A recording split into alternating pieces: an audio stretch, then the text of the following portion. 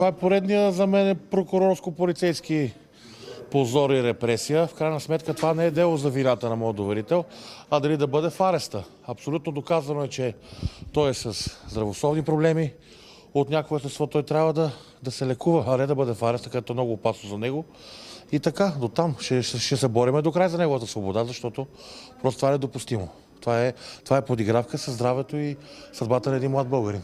В момента районният съд взе мярка за наклонение за държане под стража спрямо моят доверител, което ние, разбира се, ще обжалваме, тъй като е дълбоко погрешно за мен.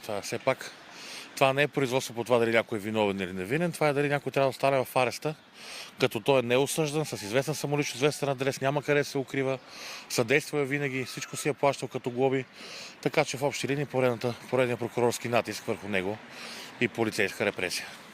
Според вас на какво се дължи това? Защо точно такава мярка налагат?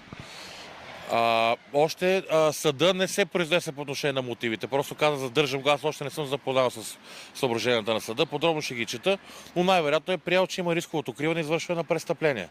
А сега вече защо е толкова голям интерес? Това е заради позицията на моят доверител спрямо органите на реда, която до някъде, честно ви кажа, почвам да се замислям дали не е правилна, защото просто виждате, има много по-големи обществено опасни хора с по много присъди се разхождат свободно, продават дрога на децата.